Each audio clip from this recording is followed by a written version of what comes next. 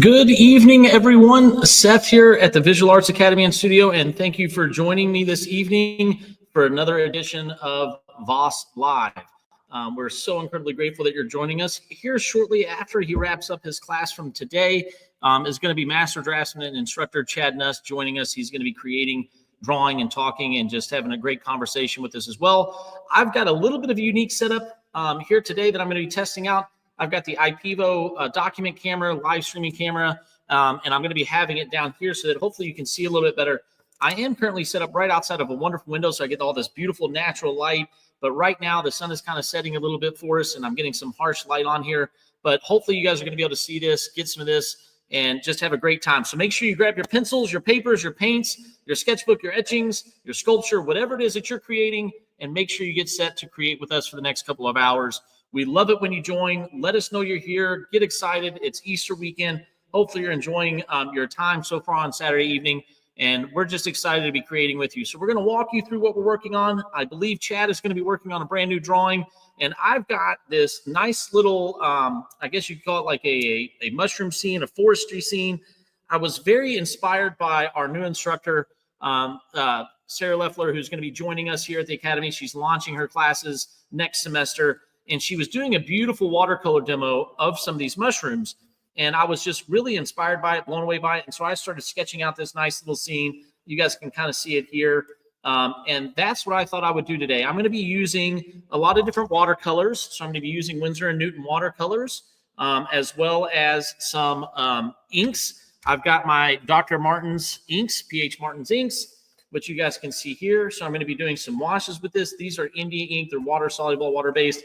But then I've also got some other acrylic type inks that I'm going to be using and layering on top as well. So make sure you're getting situated. Make sure you ask some questions. Let us know you're here. Drop by, say hi. We're so excited that you get to join us here at the V.A.A.S live session. And like I said, Mr. Chad Nuss is going to be joining us shortly after he wraps up a wonderful class that he has with a number of our students. So let us know you're here. Ask questions. I'm going to get started by mixing some of my pigments. But let me know if you can see or can't see as we're going to get this kind of adjusted here and going. I'm going to really try to answer any of the questions you guys have as thoroughly as I can. I just finished a brilliant acrylic painting class where one of my students didn't paint, which sounds kind of like an oxymoron, but Brendan did a phenomenal job.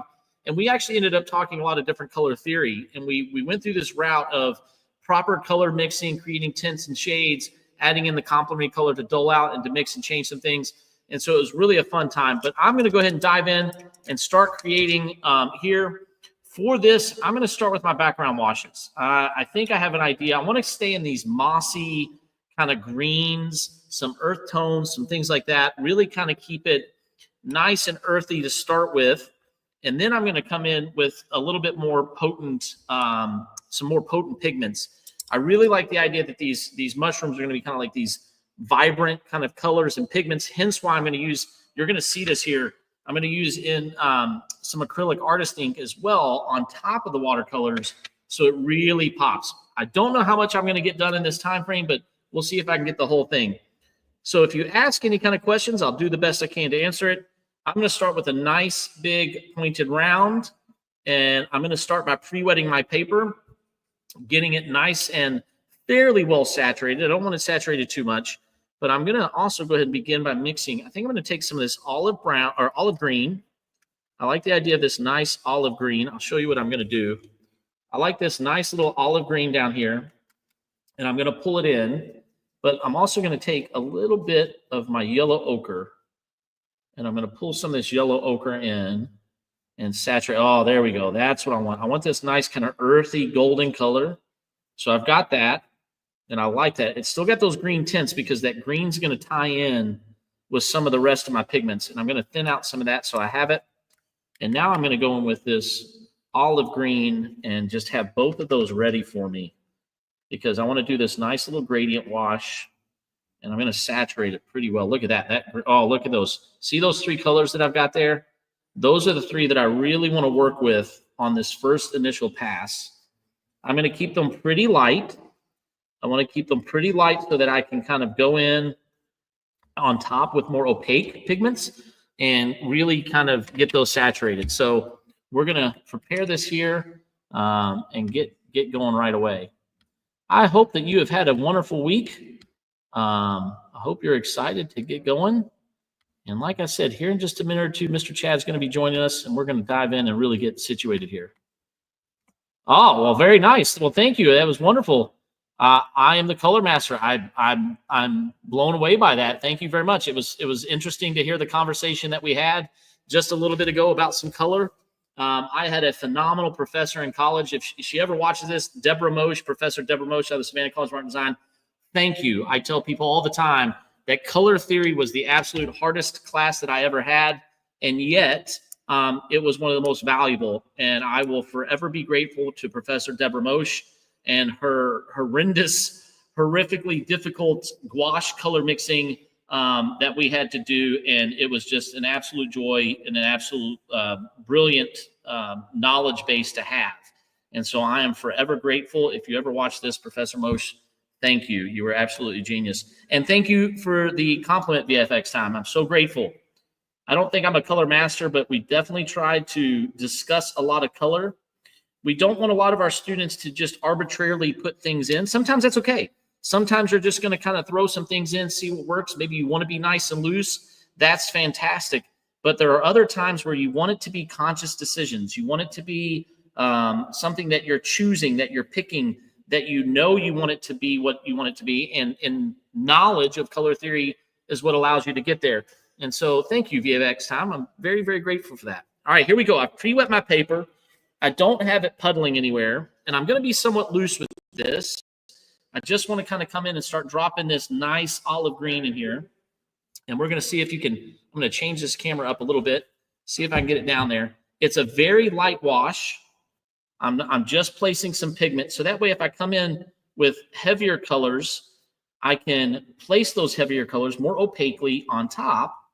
And even though that this green's going to kind of shine through there, it's not going to destroy entirely what I want underneath. And notice I'm letting this green kind of grow in that, really grow in there, kind of push that back and forth a little bit. Oh, there we go. Now we're seeing this. Look at how beautiful that is. I hope you can see that. I know right now I've got that light coming in so that you may not be able to see. I've got the contrast on this as well as I can get it, I think.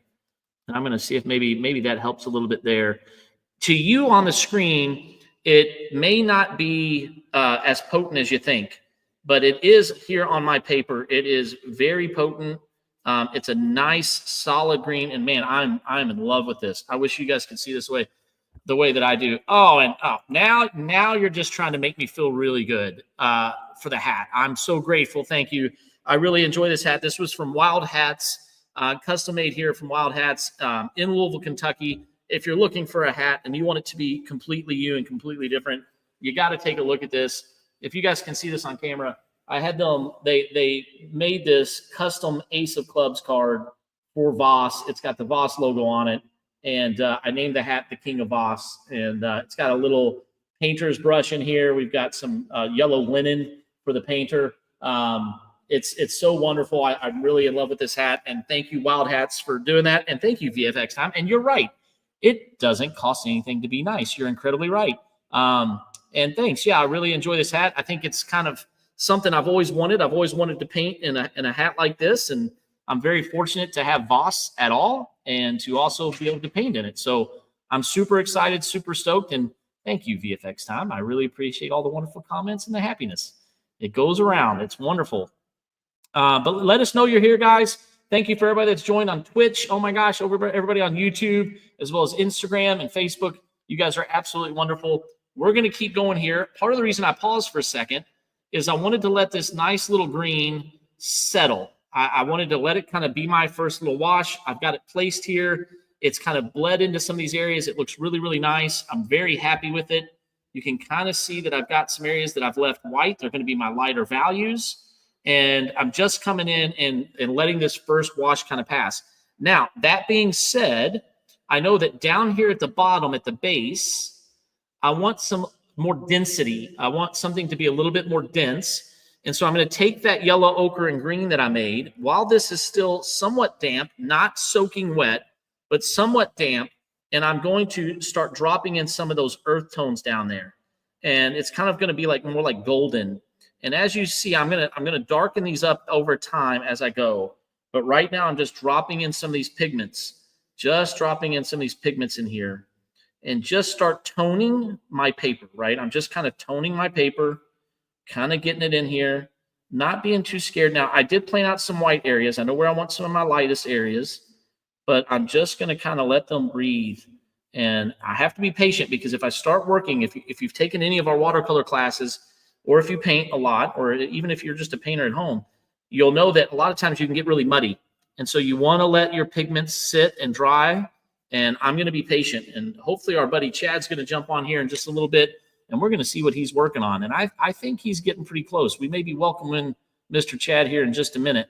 And I think you guys are going to be pretty excited when he joins in. Thank you guys again. You guys are amazing. I hope you've had a wonderful week. We're launching our new semester in about 2 weeks, and even our summer camp. So if you're watching and you have a young child or a young artist, 6 to 15, we are offering summer camps this season. It's going to be phenomenal in the month of July.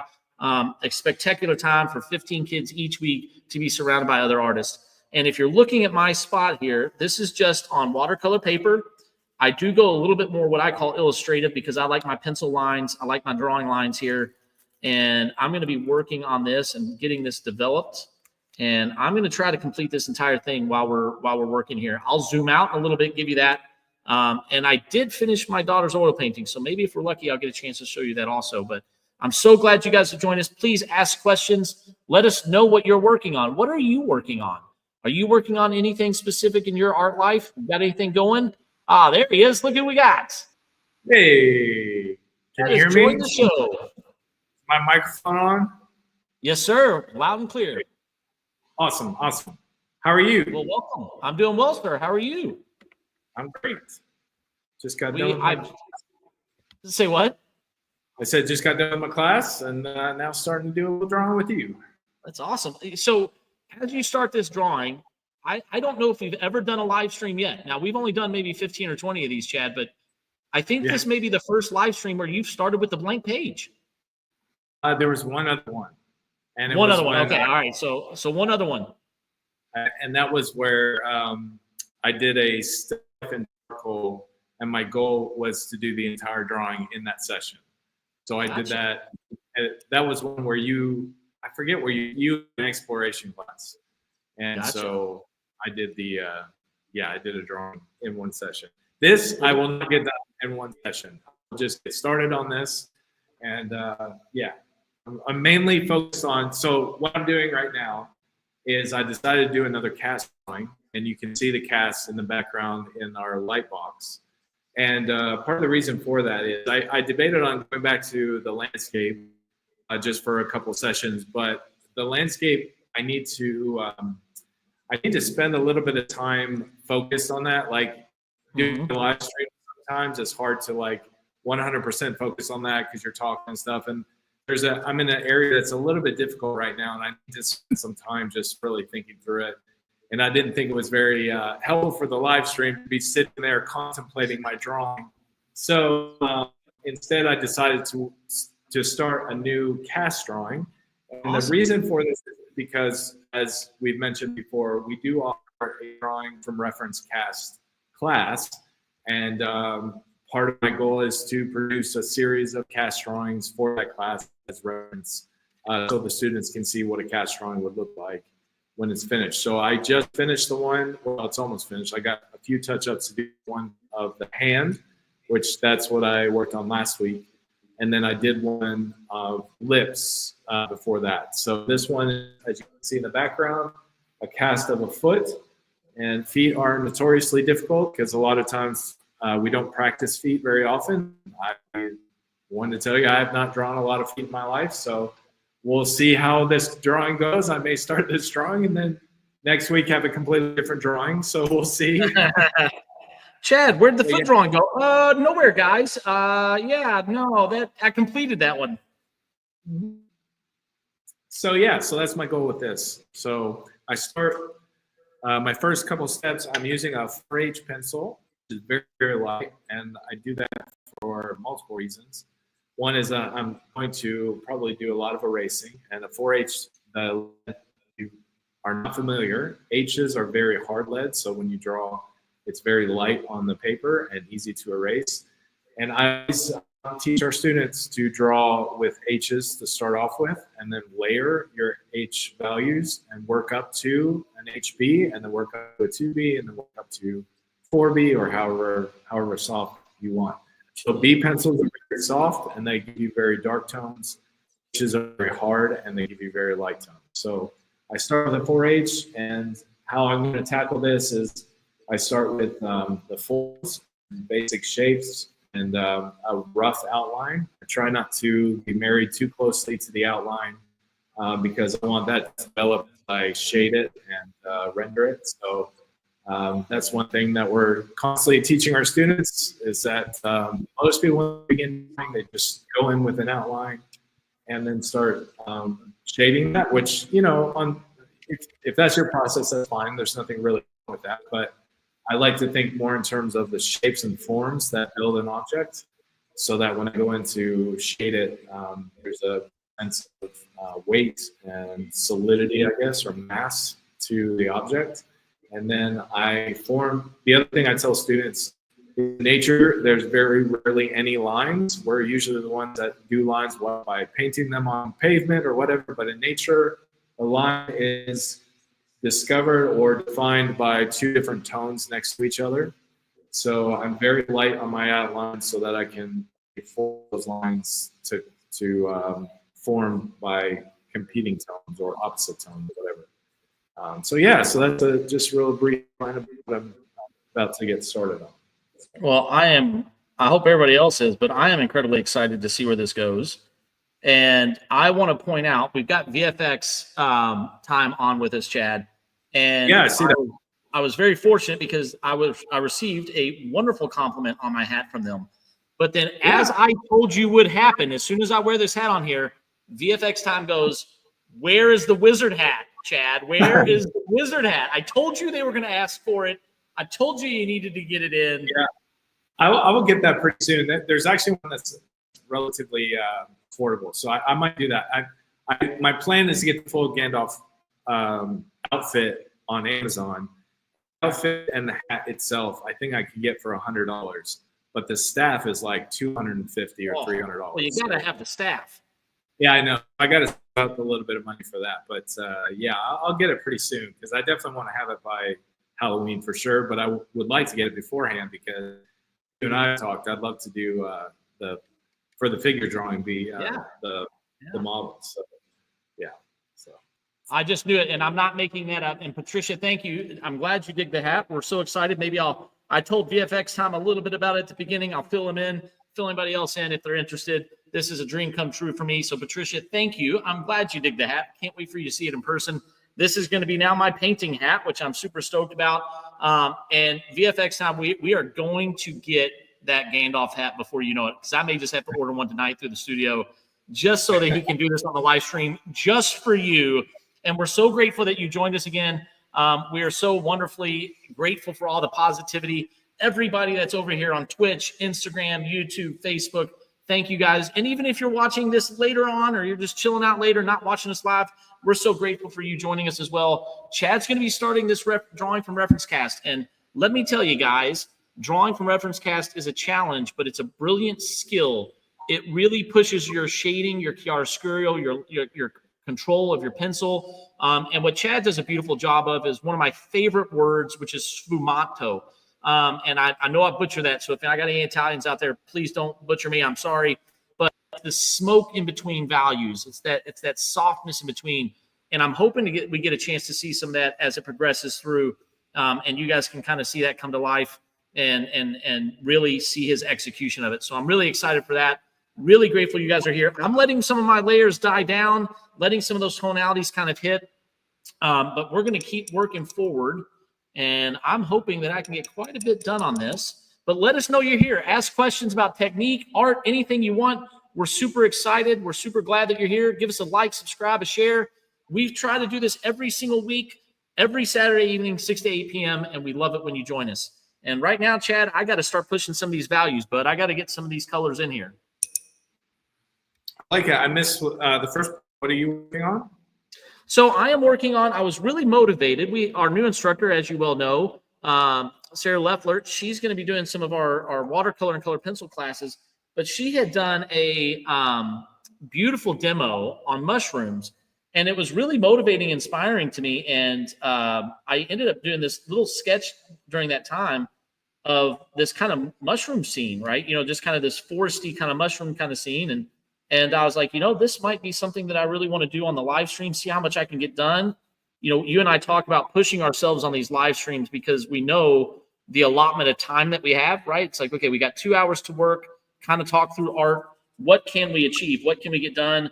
And I was like, man, this is going to be good. So I'm using really kind of a mixed media approach. I'm going to be using watercolor as my primary washes. But then I'm coming in, Chad, with some inks, India inks. And I'm going to layer the India inks on really opaquely, right? Hey, Seth, real quick. Yeah. Your top camera is frozen. Ah, the top camera's frozen, huh? Eee. All right, let's see what we can do about that. Thanks for letting me know. Yep. Let's see. I don't know why that. Let's see if we can get that added back in, guys. Thank you for your patience. And let's see what we've got. Oh, and now my mouse doesn't want to. Looks like I'm having an error with the laptop here in the studio. Bear with me 1 second. And that should be back, hopefully. Hopefully, there it is. Oh, so now you can see some of the colors that are happening here.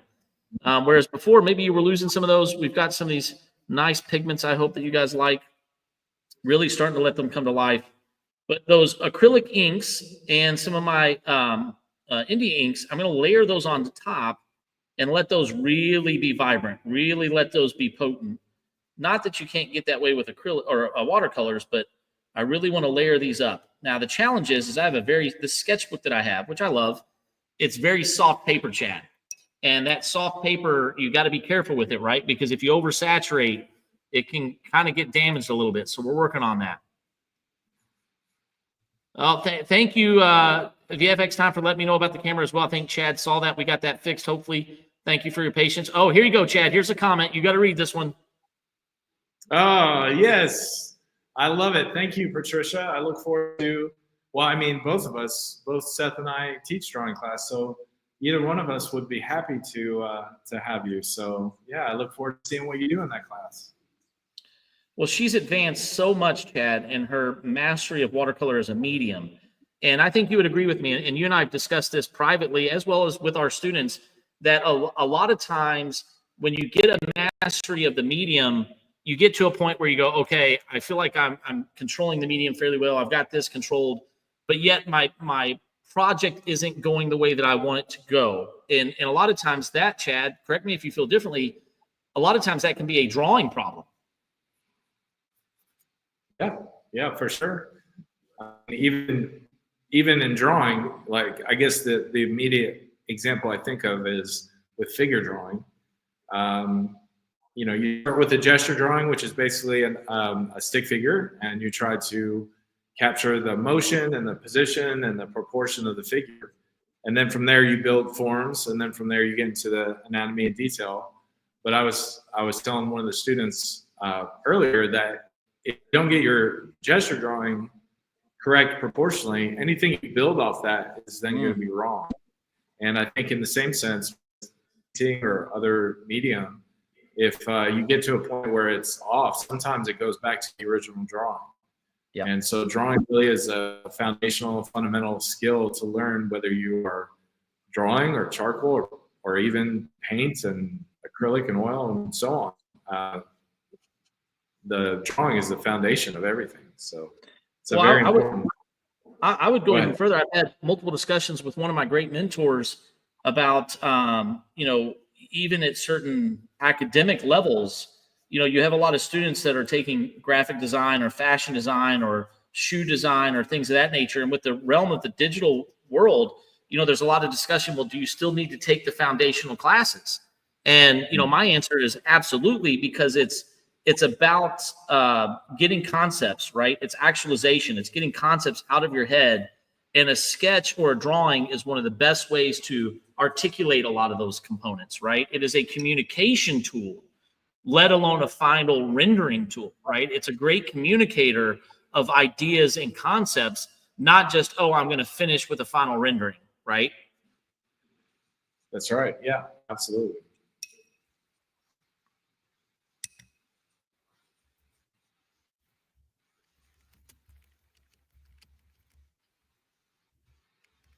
I'm just going to try to have fun with this watercolor. I don't know exactly where I'm going to go with it, guys. This is just me kind of picking it up and just kind of going with it and just having some fun, which honestly, after having finished my portrait of my daughter, this is really exhilarating to me just to kind of jump into something, not really having pre-planned, just kind of going in. It feels very whimsical, maybe is a good word, you know, Chad. Like I'm just kind of just doing whatever I want and just having fun with it. And it's definitely different than having planned out entirely, you know, what the piece is going to look like and thought through it all and everything of that magnitude. So this is a lot of fun for me. I'm glad we get to do this together, guys. Oh, and VFX. Oh, yeah, he's got great comments here, Chad. I'm going to read these off for you. They say, I'm going to read these before I spit it out and don't say it accurately. All these concepts are also present on 3D too. I agree. You know, whether you're working in a digital or a physical world, drawing foundationally is universal. Whether you're working in a digital realm or in a traditional realm. And those individuals, I started out at university when 3D graphics really started becoming a career option. And the ones that were the best animators or builders or sculptors in 3D, whether it was Maya or, you know, Softimage or some of the old school programs, those who had the foundational drawing skills could communicate more clearly in the three-dimensional realm also. And then VFX Time also goes on to say they are also useful when compositioning. And I agree. And I hope VFX Time, you have some background in digital, perhaps based on your name. It is a universal language, right? Sketching, drawing, creating concepts, you know, all that kind of stuff is a skill that when you're working in teams or even in isolation is huge to convey what you want it to convey. So I agree with you. I think those are wonderful comments. I want to give a quick shout out to Kenny84, great to see you. Thanks for jumping on. Avatar Angels back, Chad. We've got Avatar Angels back on. Great to see you. Wonderful. So glad that you joined us again. We're so excited you guys are joining us. Chad's working on a brand new reference cast drawing, and I'm working on a watercolor and ink multimedia kind of landscape here of kind of a mushroom kind of foresty scene. So we're glad you're joining us. We're so glad you guys are here.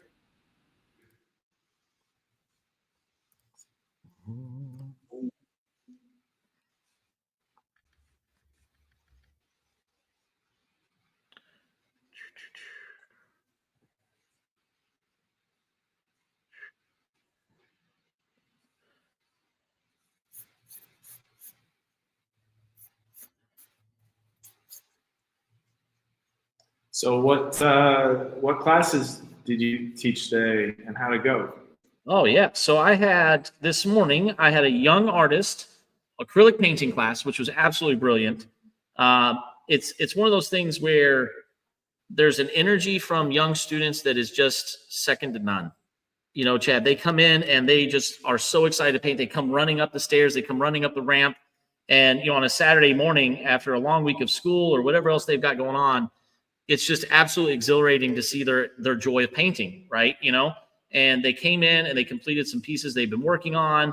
And at the end of the class, I always ask, you know, what did you learn today? What was your favorite part? And Will, one of the younger students, he just looks at me and goes, everything. And I'm like, this is the dream come true. It's an absolute joy.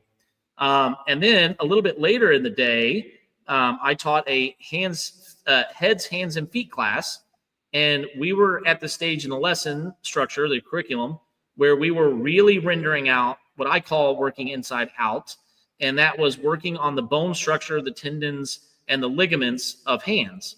So that way you really start to grasp the idea and the concept of what is the density of the hand? Why does it look like that? Why does it operate the way that it does?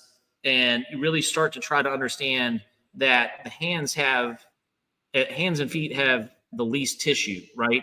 If you're rendering, you know, the thigh or the calf or the bicep, there's a lot of meaty, fatty tissue, you know, muscle and all that. And the hands really are, you can feel your bones in there. You know what I mean, Chad? Like you can see the bone shape in a lot of people's fingers. And so we really focused on drawing from inside out, which I thought went very, very well. And then I finished with an adult acrylic painting class. And I'm not going to lie, it might have been one of the most successful classes I've had.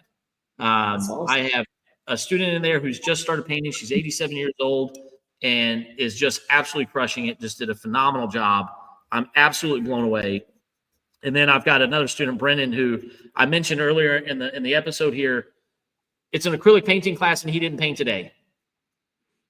But we spent an hour and a half going over color mixing and really emphasizing his control over the pigments that he's making and why he's making them and why he's utilizing them in his paintings. And he looked at me and he goes, "This was probably one of the best classes I've ever had." And it just makes you so ecstatic. So, and now I'm here doing the live stream with you, which it doesn't get much better than that, bud. Well, that's very sweet of you. I'm just a sweet guy. I'm excited. I'm hoping that we can we've been trying for a long time to get, our co-founder on here, and I'm hoping that we're going to get him in a couple weeks. We've had some award-winning painters and sculptors on. We're looking at getting some, professors. We've got a couple of students that are excited about joining us, so that maybe you can ask them some questions of what it's like to jump in and dive in. And obviously Chad and I try to do this as much as we can, guys, and we're so grateful that you join us. We've got our new instructor, Sarah Leffler, who's going to hopefully jump in and join us sometimes, get her on here, talk about her techniques, her skills. The goal of this is to really continue to build that community with everyone, right, Chad? But also, there are a lot of people who aren't local that don't get to come in and experience the wonderful nature of what V.A.A.S is, and we want to share that with you. And this is the best way that Chad and I know to share that with you no matter where you're located. And so ask away, get involved, start painting and drawing with us. We love it. We're excited, and we're grateful for the time that you invest with us.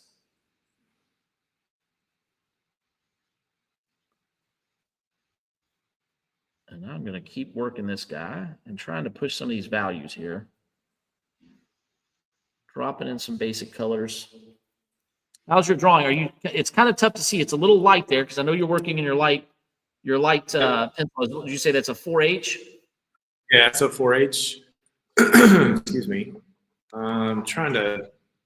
There, you can barely see. It's starting to come through. And right now, just making sure everything's in proportion and in the right place. And there is a bit of an outline, but as before, 100% committed to it. I also have really light lines that you can't see that are more describing the form of the foot. So that'll be just little reference markers when I go in to start rendering. One of the things I talk about a lot is, I call them notations, right? You call them reference marks, or at least I've heard you refer to them as reference marks a few times. But how important are those reference marks or notations for you, Chad? Are they, do you feel like because I hear a lot of people go, well, don't you stop using them as you advance? And my answer is, well, no, I end up kind of using them more as I advance. Yeah, for sure. They're helpful because, as I talk to my students, like when you're drawing and you're trying to recreate something from, a life or figure or whatever, it's really just a series of comparisons. Like you're comparing, for example, I was holding the pencil up horizontally, and what I was doing was looking at the point where the little stand that the foot is on and the heel join that point compared to the point of the corner of the toe. And so, I'm measuring that, and then I'm looking at, there's different shadows in the foot that are indicating different kinds of forms. So there's almost like a band that goes across the top of the foot that's lit a bit differently or shaded a bit differently from, like, for example, in the toe area, there's a little bit of shadow to show where the toes start curving straight rather than over. I don't know how to describe it, but like the bridge of the foot has a rounded aspect, and then it flattens out where the toes are. And so I just indicate that because that'll help me to know where to start shading that area. And I use shades, or I look at shades just like I look form. as shapes that need to be compared one to another. So I know where the placement of the shapes are correct, but also the tones are correct. So always balancing or comparing different tones to make sure that they're the right lightness or darkness. Yeah, so those marks are really helpful for me. They're like a map that I can then go back in and start working on greater detail and layering and those kind of things.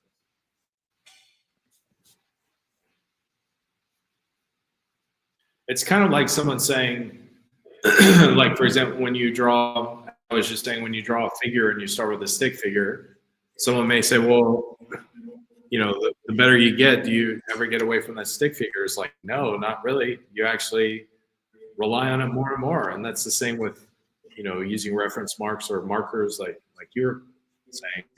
You still use them. It helps you become more accurate. Well, and I, you know, some people go, well, does that slow down the process? Why don't you just go in right away and start with your final mark making? Because I actually think it speeds me up more. It actually allows me to check for accuracy, and it allows me to have a game plan, right?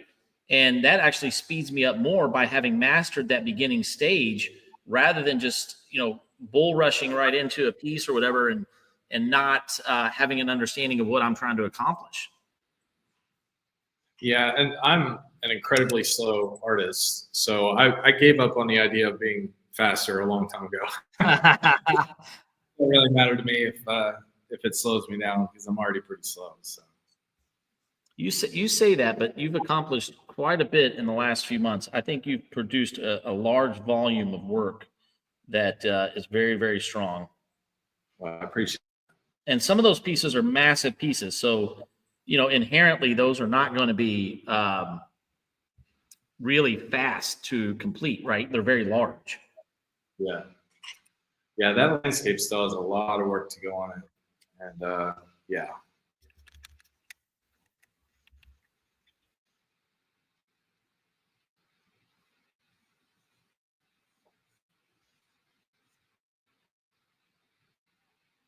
Mm-hmm.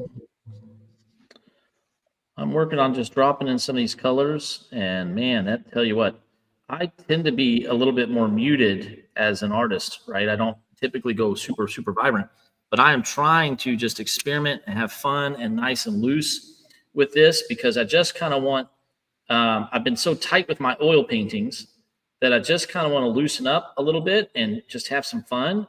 And I thought this little mushroom, you know, scene might be something that's good to kind of force you to just have some fun with it, you know. And I'm glad I am, because I am having a lot of fun with it, you know. Oh, look at this. Here you go. There's a comment for you, Chad. Oh, that's funny. I'll take it. Thank you. I would say Humble Wizard is probably pretty close.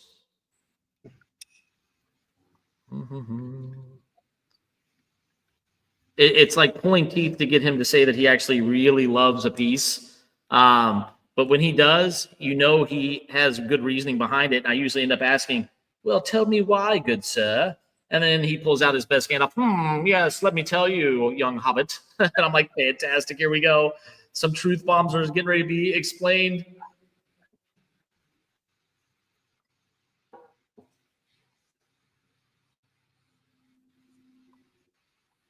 I think I'm going to start calling you that from now on. A humble wizard. Humble wizard? Humble wizard. I definitely need that hat now. Yes. Well, now we're going to be the live stream of hats. If I wear mine and you wear yours, it's like, you know, now people are going to have to join us and only wear a hat. Like, you can't join if you're not having a hat on now, I guess.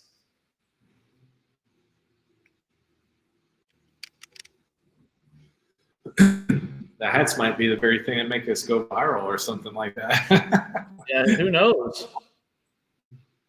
Who knows? Nowadays it could be anything. It could be like a chicken jockey. Yeah.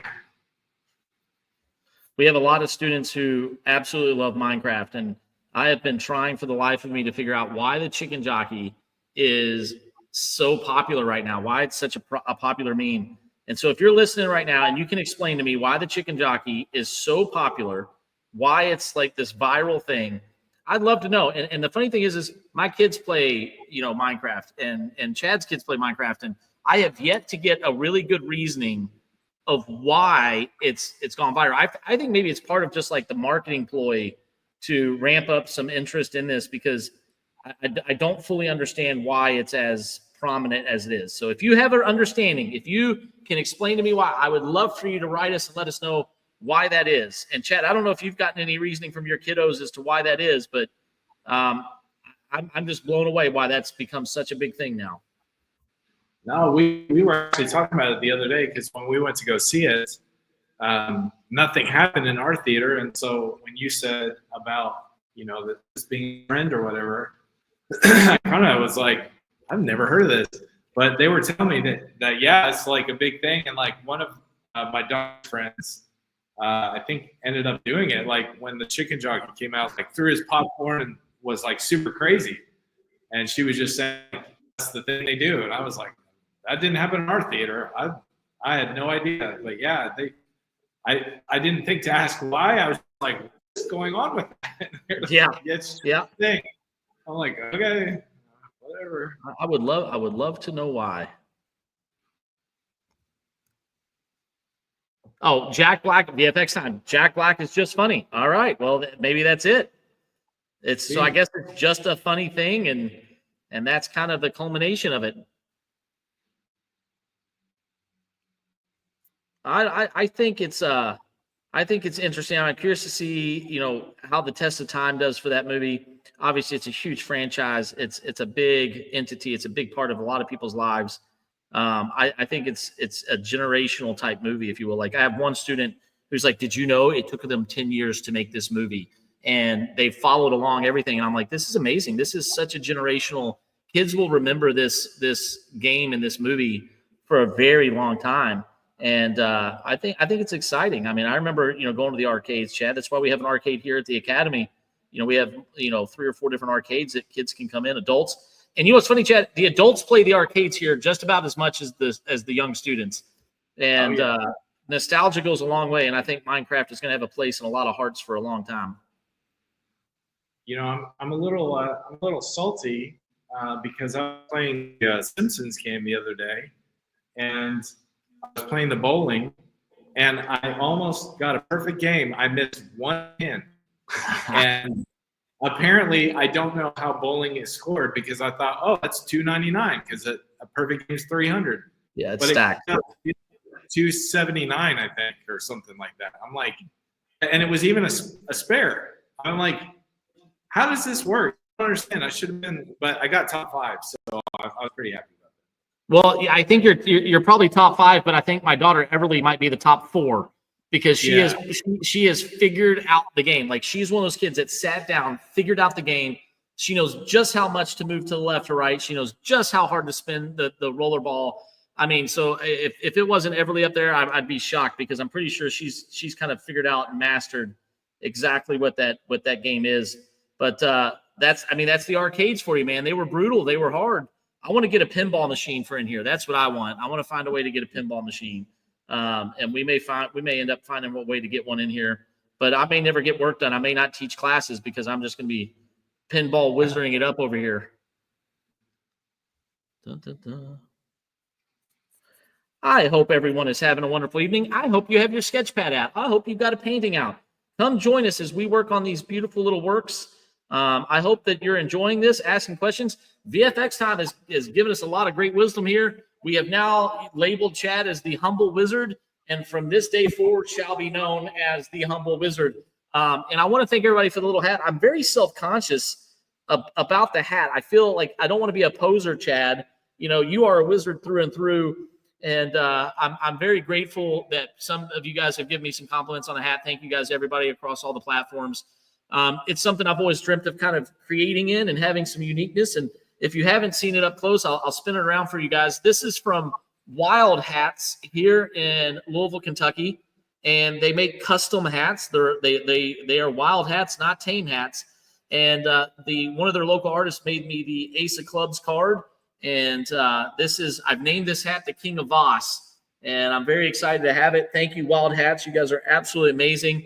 If you're looking for anything custom as a hat wearer, please go to those guys and let them know that you are wanting something creative, because they're absolutely exceptional. I believe they ship worldwide. They can create just about anything you're looking for. You will not be disappointed. And Chad, I've been a little nervous about it. And out of all the people, you've probably given me the most gruff about it, teasing me. And then ultimately last night, as we were leaving, you go, you know what, buddy, I like it. In all honesty, I like it. And so that made me realize, you know what, maybe I got something cool going on here and I enjoy it. So thank you for the support, including the harshness at times, but because it really hits home when you say, nah, I dig it. It's good. That's my job, is to give you. You all hear it. That's what he said. It's his job. Make my life hard. Thanks, VFX time. Thanks. Thank you. And these plans are looking. Thanks. Yeah, I'm slowly building. So one of the things that I am going to do, and I'm kind of sculpting these plants with some of these pigments, but I know I'm going to come in. I've really been enjoying the combination of pen and ink work with my brush work. And so I'm really going to come back in with these guys and hit this pretty hard with some pen and ink. And I think I'm pre-planning that. So I know that some of these values and pigments, I'm going to really hit home. So this sculpting of these leaves here on the bottom left, and I think I've got it a little bit overexposed now. I'm going to see if I can maybe change the exposure on this. And it looks like maybe that camera froze again. I got to figure out, Chad. I don't know why that's not liking. The camera keeps going in and out, and I'm going to keep figuring this out. This is a new setup that we're trying here. We're also using this for our classroom as well. And so we're going to be utilizing this within our lessons for demos and some additional instruction. So we're giving it a shot. We're giving it a go here, really kind of looking at it. Oh, there it goes. Now I've got it back. And so thank you. Thank you for the compliments on the hat, VFX time, and thank you for the compliment on the leaves. I will say, if you haven't noticed, Chad, VFX time has not given you a compliment on your drawing. They've only given me compliments. So just letting you know, bud, you might want to pick up your pace a little bit so they can give you a little something there.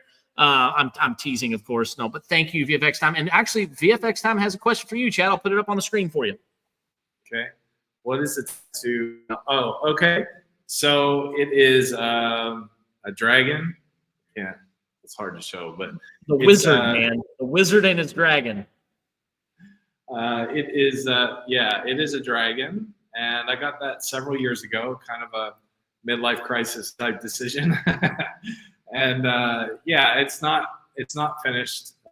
They just got the one part done, and no offense to the tattoo artist, I wasn't like super happy with it, so I decided to just let them finish the part they started.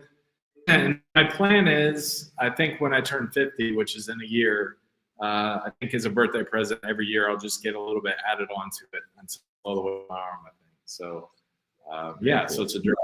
Yeah. I drew the tattoo myself and gave it to the artist. And I think it's probably the better way to go is have the artist draw it themselves, because it's like, it's a different kind of skill to draw someone else's drawing, I think. Yep. And if someone draws the design themselves, I think it'd be much better. And so that's kind of the lesson I learned. I'm not like super, like, I don't hate it. I think it's great. I love what's on right now.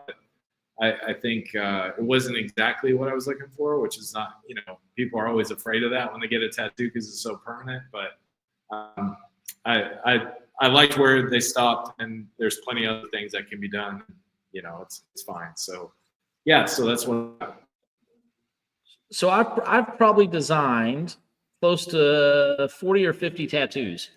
And what I think is interesting is kind of what you're saying. There's a certain ownership of when they draw it, right? Whereas they can't draw it exact because it's their interpretation of your drawing. Yeah. And that becomes challenging. VFX also says you got to like it for having it on your arm. So you got to like it if you're going to see it every day. Exactly. I'm forced to like it. And I will be honest with you, when I first got I thought my life was over because I was like, oh no, tattoo on my arm. I'm not 100% happy with it. This is the worst. Blah, blah. But over time, it's grown on me, and I do like it now. But yeah, that part of the problem was I drew the drawing with like a lot of detail, and I went to about 3 or 4 different tattoo artists, and they all were like, "Oh, there's too much detail." And I just sat there and I thought to myself, "That's crazy." I've seen tattoos that are like incredibly detailed, and I think probably what it was is that artists just didn't want to do it because I had a design that went about 3/4 the way up the arm. It had channel, but like almost like having an arm guard or whatever. Yep. The dragon had individual scales and lots of little details. Sure, they're looking at that like, oh my gosh, that's going to take forever. But I'm sitting there thinking, I've seen so many pictures online of people like full back tattoo, like incredible detail. So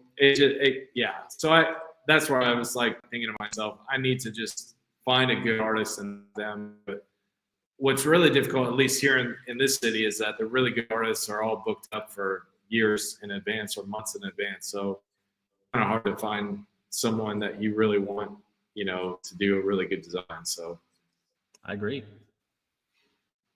Well, I think, again, now is that the only tattoo you have, Chad? Yeah, it's the only one. Yeah.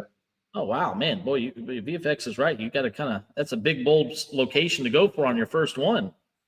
Yeah, my intention was to do a full sleeve. I was like, well, if I'm going to do it, let's just, and so I still plan to get it done. Like I said, next year when I turn 50, I think I'll just start adding months per year. I'll be a humble old 80-year-old wizard with a full sleeve tattoo. Which I love it. I always like the approach of taking it as artwork, right? Every tattoo I have, Chad, has meaning, right? And everything was kind of planned out, and everything has meaning and substance. And I've never really done a tattoo that's like, Tweety Bird. I remember back in like the 90s and stuff, it was like, getting Tasmanian Devil and Tweety Bird was like all the rage and, things of that nature. And I'm like, yeah, that's not quite me. Yeah. But, I think, if you look at it from an artistic standpoint, it can be really pretty powerful stuff when you tell some really great stories. But, I think a lot of, those tattoo artists you were referencing, some of them maybe just didn't want to do it because they only wanted to do their artwork. They only want to do what they design, and they don't want to necessarily, recreate an artist. And not only that, Chad, we all know this, and you're an incredibly talented artist. I guarantee you that drawing probably intimidated the crap out of them. You know what I mean? Like it probably made them nervous because I can imagine, if you guys have seen Chad's work, which most of you on here probably have, or I hope you have, and you see his drawings live, they're incredibly detailed as you're talking. And I don't mean just, oh yeah, it's detailed. I guarantee you that person's probably going, oh my gosh, this is probably 20 sittings, right? And he's not going to want to pay what I'm going to charge to have it done for 20 sittings, Yeah, and I bet you probably did intimidate them, bud. That's terrifying to look at this and go, wow, this person's it. Did they go, you drew this? Wait, no, you drew this, And then all of a sudden you're like, yeah, they're like, oh yeah, I can't do that. I'm not comfortable doing that.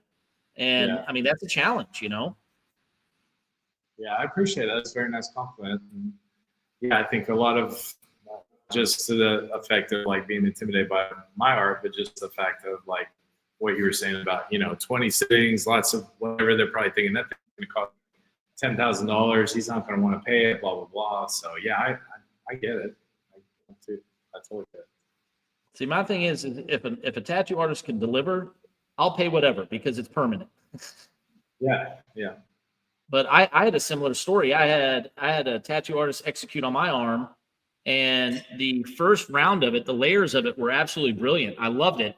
And then they went in to finish a little bit of the piece of the background, and I was really, really unhappy with it. You know what I mean? But you still love it, and you learn to kind of like grow with it. But it's just not the way that you visualized it. Now, granted, you and I are artists, right? So it's a little bit harder for us because we visualize everything. And so, you kind of look at it there, and there was a spot on my chest was great, but a spot on my arm, that I actually went back to the artist and said, hey, look, can we tweak this? Can we change this a little bit? Because it's not presenting the way that I wanted it to present. And they were like, oh, absolutely. Of course. Yeah, let's change it up. So I've got a little bit more to add on my left arm, Chad, because of my additional children. So I've got to get a little bit more, but I don't know if I could go all the way down to the wrist like you've got. I don't know if I could go that far. Yeah.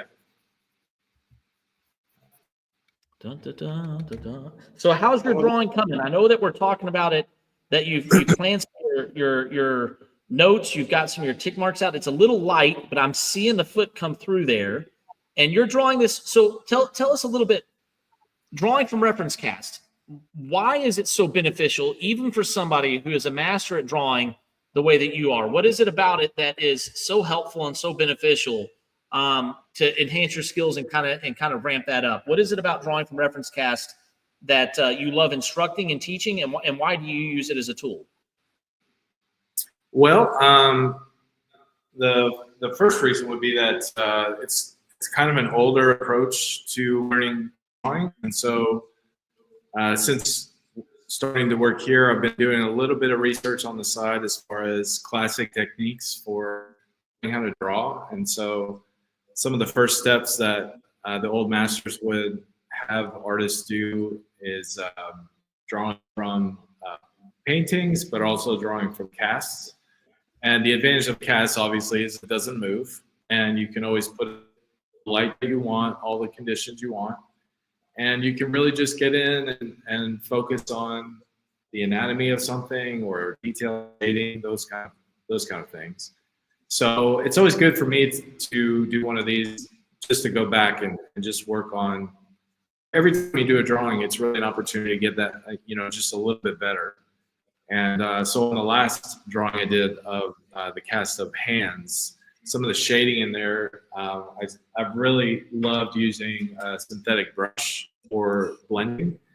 And so some of the areas in my last drawing I really loved, and I want to try to recreate some of that on a regular basis. So doing another cast drawing is helpful for that, to really refine and hone some of your techniques. But as far as like teaching it, I love it because it is kind of a challenge for new students to draw a cast. It's funny that kind of groans that I get when we're like, okay, here's the first cast you're going to draw is an eye or an ear or a mouth or whatever. And it's a big challenge because it really forces you to work on form and shape and outline and shading and those kind of things. So it really has the whole spectrum of drawing techniques in one package. So that's another reason why it's really good. So the old school style is that you go from drawing, well, obviously you would be assisting the master artist with mixing paints and supplies and all that, and then you would move on to drawing from cast references. And then once you were able to master a cast reference, then you would move to creating master paintings. And then from there, you would assist in portions of the painting that the master's doing, and then you would to draw your own paintings. So I like just the old school style of it. It's also one of those things that's a bit easier to teach in the sense that as the person is drawing, you can come alongside them, check their proportion, check their measuring, check all of the different things that they're doing. So it's a really good teaching tool as well. So yeah, awesome. Very versatile. Yeah. I mean, I personally love it as well. I think it's phenomenal. We've got a great question here, or a great comment, I should say, comment and question. We've got Patricia on here. Patricia, amazing to see you as well. I also want to say a shout out to Fancy Francie the Doxy. Thanks for jumping on here. We're so glad that you're watching and joining us. The question from Patricia is, Sarah's ceramic tile palette is a game changer. So let me explain what that is, folks. Our new instructor, Sarah Leffler, she showed us that she likes to use a ceramic tile as her watercolor mixing palette. And what that does is that allows for your pigments to really be robust, and it allows for you to kind of check your pigments there and mix them and get them paletted before you go in, rather than just kind of seeing it really mixed with your water. You get to see it. And I agree, it was absolutely phenomenal. And thank you, Sarah, for sharing that with all of our students and everybody here. We're so excited to have you on board as a team member and an instructor. And we're really looking forward to everything that you bring to the table. And I think Patricia is as well. The second part of Patricia's comment that's on the screen is she says, Chad, what products do you recommend for my 4-year-old daughter? Or granddaughter, I'm sorry, 4-year-old granddaughter. My apologies. So I'm assuming we're talking about drawing. My favorite pencil is a Stettler brand pencil. I just recently really kind of fell in love with these. Before, I'd be honest, for a long time it didn't really matter to me, but the more I've thought about it, the Stettler brand are really nice because I sharpen a pencil with X-Acto knife. Probably not what your 4-year-old daughter is going to use or daughter is going to use. But the wood is very, very soft, so it's very easy to sharpen. And the lead is really nice. I've never had any uneven leads or any rough spots in the leads or whatever. So I know we're talking to your 4-year-old granddaughter, probably not, worried about top of the line products, but Stettlers are relatively inexpensive and you can find them at Michael's or online at Amazon or whatever. So those are my favorite pencils. But if you're talking, okay, 4-year-old granddaughter, just a basic set of pencils is fine. And this is the same thing I would say for anyone starting out drawing. They sell packs in the store where you can get like a 2H, an HB, and a 2B or whatever. So you have the different shades. Now, a 4-year-old might not be ready for that. So just a few pencils, like even HB pencils, which are like number 2 pencils. You could do that, would be great. Different kinds of erasers that are really good. So you have these regular rubber erasers, which are nice. And since she's 4 years old, she might like one of these putty erasers because she might treat it like Play-Doh. So that's really nice. And for practicing shading and things like that. So I think that would be the basics. Just, pencil, a few erasers, maybe a blending instrument or something like that. As far as curriculum, that was her next question there. What curriculum? Well, there is a school. I don't know if you've heard of it. It's called the Visual Arts Academy and Studio in Louisville, Kentucky. No, I'm just kidding. We teach all kinds of curriculum here. No, as far as curriculum, there's not really a children's curriculum that I can think of. But, if I had a 4-year-old granddaughter or daughter and I was teaching them how to draw, I think the first thing I would probably start with is, they love like cartoon characters, they love those kind of things, but maybe I would start with, flowers or trees and things from nature, maybe get a photograph and have her like just, draw a pretend scene of forest or, things like that. 4 years old is pretty young. So I'm trying to like kind of temper. I'm in the mode of like, you're a serious artist, get a cast and all that. But I realize that, a 4-year-old, it's a bit different of an approach with a 4-year-old. So I have a little bit of a philosophy I could kind of talk about that. Yeah, that would be. Yes, which, please. I mean, yeah. But I think you're spot on. And one of the things I think of with, because we start classes here at 6, the Visual Arts Academy and Studio, we start classes at the age of 6. We do have about 2 or 3 5-year-olds that the parents have reached out and said, please consider my son or daughter because art is life for them, and they're like, you don't understand. They draw all day. This is part of their personality. Is there any opportunity to get them in? And I go, look, yes, let's get them excited. Let's keep them in. And this is what I'm talking about, Patricia. As far as curriculum, the thing that I tell a lot of parents in those early ages is you want to create a positive experience with the visual arts. You want to create an interaction for young artists where they feel that they can communicate, they can create. And a lot of times the curriculum is secondary to the experience that they're getting to have, in my opinion. Because a lot of times our adults, Chad, and I think you've had a couple students, they end up coming back to us, in their 30s, 40s, 50s, and even 60s and older. And they go, I had a bad experience with an art teacher, or I had a bad experience where somebody criticized my art and I was embarrassed, or you can lay it all out there. And that sticks with you because art is very expressive and you put yourself out there a lot.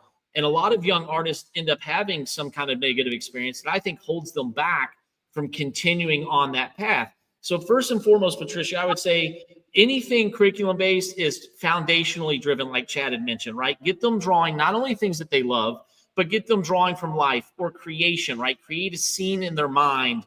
Tell me a story with it, something to not just do your favorite character. That's not bad either, right? I think we all started out kind of drawing some characters that we admired or cartoons that we admired, but push them to expand beyond just the things that they like, because that forces the brain to develop and create and produce differently. But my main goal is focus on creating a positive experience. That may be you sitting down and doing watercolors. I know you do watercolors, doing watercolors with her, because then she'll associate a great experience with her grandmother and creating and producing artwork. Or it may be alone time. One of my daughters loves being able to isolate and creating on her own because it's a form of self-expression for her. So I think creating the curriculum is secondary to the idea of creating the experience. Does that make sense, Chad? Am I communicating that well enough, sir? Yeah, absolutely. You did it much better than I did.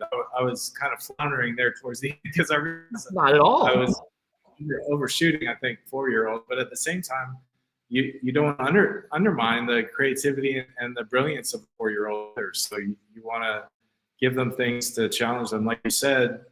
And this applies to many students at all different levels. Is that they usually come in here with their set things that they like to draw, whether it's anime characters or whether it's still life or whatever it is, or abstract or whatever. And they get pushed a bit because we try to have them do things that they don't normally do. Absolutely. I think you can see for a 4-year-old, where they're like, well, I just want to draw a flower in the sun and all that kind of stuff. You can say, hey, let's think of a story about a car and let's draw a car. You've never drawn a car before, so what would a car look like to you? Or things like that. Just to really prep their mind for thinking outside what they're comfortable with. And we always tell students of all ages here that the best way for them to grow is for them to challenge themselves to pick the thing they don't like to draw, because usually that is revealing something they don't feel like they're very good at. Yep. And then it's the thing you focus on, so you get better at it, and then you actually end up liking to draw that. So you can start early with a 4-year-old having to do different kind of things that they don't normally do. So yeah, I think it's great advice. Well, and I like, Chad, we've been very fortunate here at the Visual Arts Academy to continue to grow in our enrollments. But one of the things that hasn't changed, at least in my opinion, is how many students come back to us and go, the challenge has made me better. I would have never have done this on my own, right? Yep. Like I never would have completed this or tried this on my own at home, because they would just fall back into what they know they do well. And part of this is creating, and especially exactly like what you're saying, you want to create that positive experience. But part of what people enjoy, and I think this is, I've been a coach, I've coached multiple different sports, a head coach of different sports, and an athlete. And I think it's the same. It's kind of universal. People like things that they do well, but they like it when they improve. And if you don't see that improvement, you become stagnant. And we don't want you to become stagnant. And because when you become stagnant, you end up kind of not liking it. Does that make sense? You end up kind of going, well, why am I doing this if I'm not improving? Well, I'm going to go do something else that I am going to be doing better. And so part of the challenge as an instructor is we want to create that environment where you're happy and you're positive and you're having a wonderful experience. But we also know that to help enhance that experience is to help you produce what you want to achieve. And that can be all kinds of different levels. You may come in and go, you know what? I just want to be able to draw an apple. And I just want to be able to see that I can actually render an apple. You may go, you know what? I want to do a portrait work that I'm very happy and pleased with.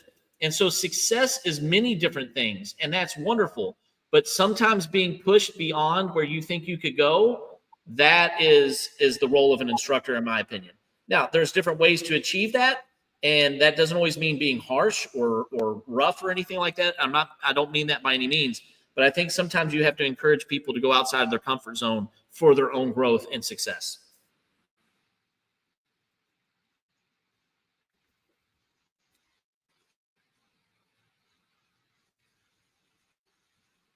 I'm definitely not going to be able to get this done this evening. I got carried away and I'm building up so many layers, Chad, that this may have to be a continuation for next week. That's great. So when people can see your process over several weeks, it's really helpful. And then what I really want to do, bud, is I want to get started on my next portrait. I've got my oldest daughter's portrait drawn out. You guys have seen some of that here on the live stream. If you follow along, which hopefully you give us a like, subscribe, or share, or let your friends know about us. We hope you join us weekly, whether you're watching live or whether you're watching us afterwards when it's there for you guys to stream at your own leisure. We have been working on a lot of different pieces. Chad's got his landscape going. He's got some different works going, some drawing from reference cast. He's got some, brilliant work that he's got going.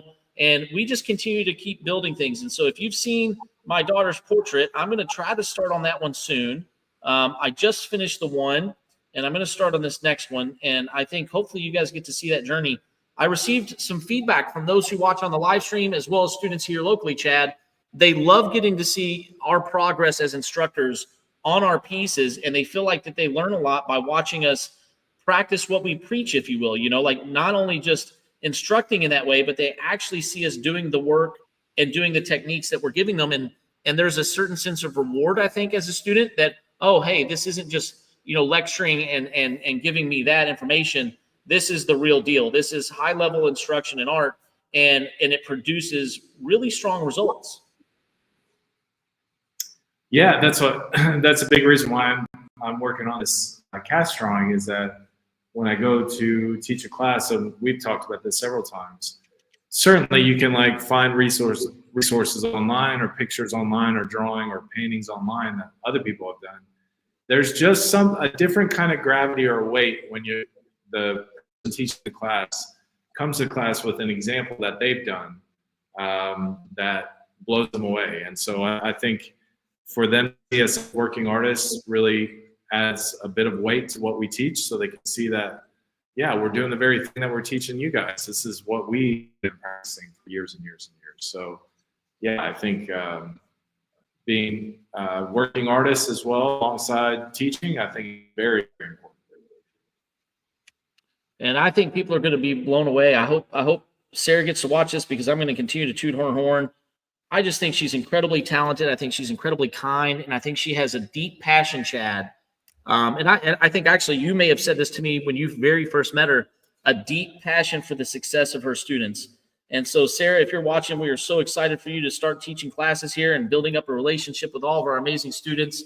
We're so excited, Chad, that you're as involved as you are. We love your art. And if you guys don't know, he's just surrounded by creativity. He's got children that are just so brilliantly talented.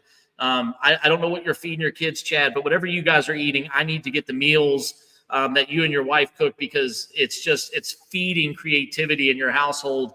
And we're just so grateful that this community continues to grow and that you and your family are involved and part of it. And I'm just incredibly grateful that I have the love and the support of my own family, because this is a village. This takes a village. Being the Visual Arts Academy and Studio, Chad, is something very unique. And we're honored and we're grateful that we get to be a part of your creative journey. And whether that's online and you're visiting us from around the globe or from different parts of the United States or even in our own backyard, we're so grateful that you guys are joining and watching.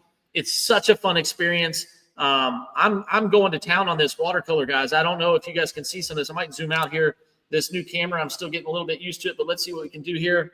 And so I'm getting some of this, and you guys can see I'm really working this bottom half.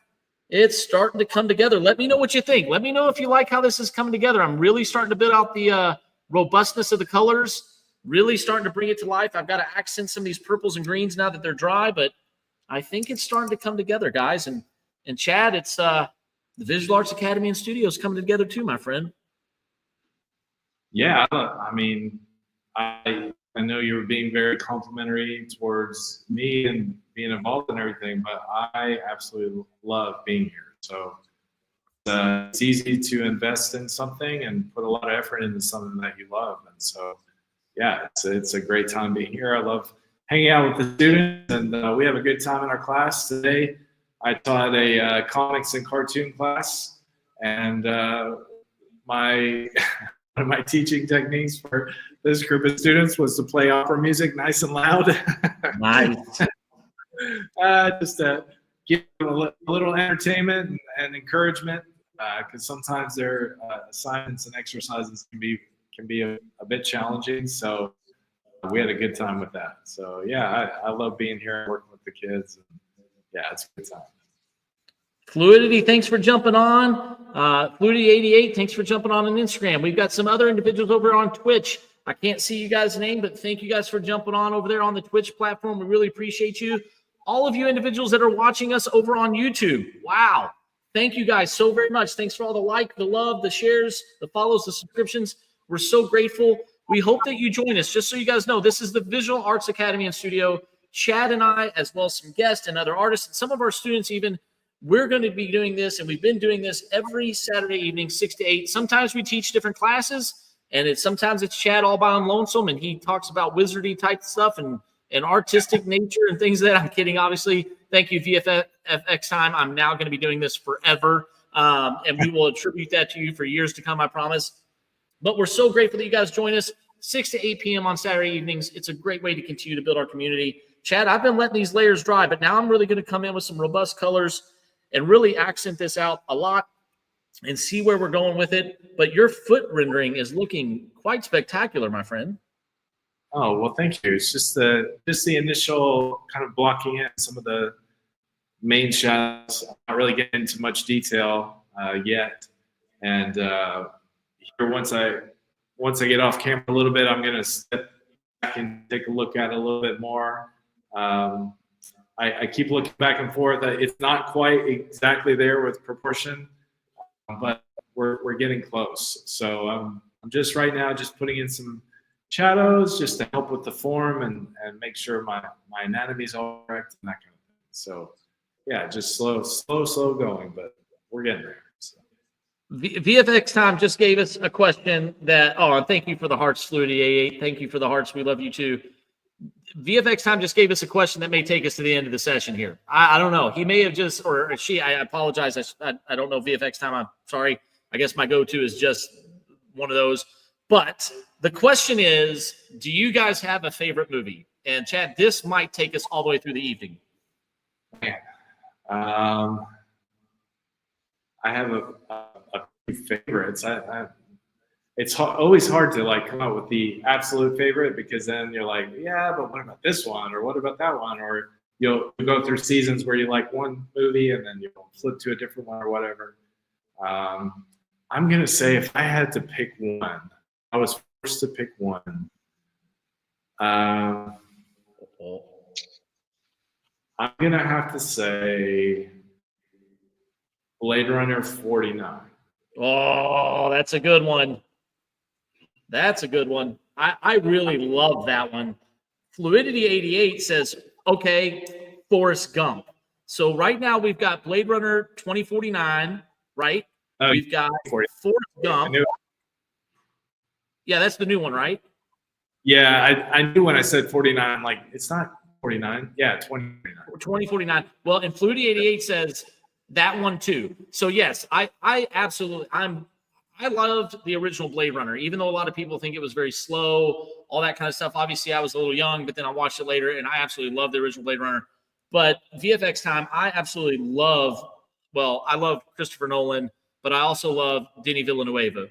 And I'm probably butchering those names. I apologize. But yeah, Blade Runner 2049 I thought was absolutely brilliant. I love the themes. I love the coloring. I love the shot selection, the musical score I listened to on repeat. I originally loved Forrest Gump. I cried so much at Forrest Gump. I got so teary-eyed with all that. It was, I think I cried for like the whole second half. Don't laugh at me, Chad, but I cried like the whole second half of Forrest Gump. I'll throw one out there. One of my top favorites. Now, again, I'm with Chad because I love Blade Runner 2049. I actually am a huge fan of Interstellar. I love Interstellar. I thought that was musically and just, theoretically just absolutely brilliant. Here's one of my all-time favorite movies, and it's been a huge influence on me since I was in middle school and high school, is Miyazaki-san's Studio Ghibli, Princess Mononoke. Princess Mononoke is one of my all-time favorite movies. Changed the course of my artistic life. And if you haven't seen it, a lot of people have seen Spirited Away, but if you haven't seen Princess Mononoke, you've got to see it. It's absolutely brilliant. And now we've got Matt on here, Matt Griffin, going, surprised you didn't say Lord of the Rings. We both love Lord of the Rings. We are both, the trilogy is spectacular. We both love it. But I don't know if it's an all-time favorite, Chad. What do you think? Well, here's the thing, and that's the difficult thing of saying what's your favorite movie. because I love Lord of the Rings. I also love Dune.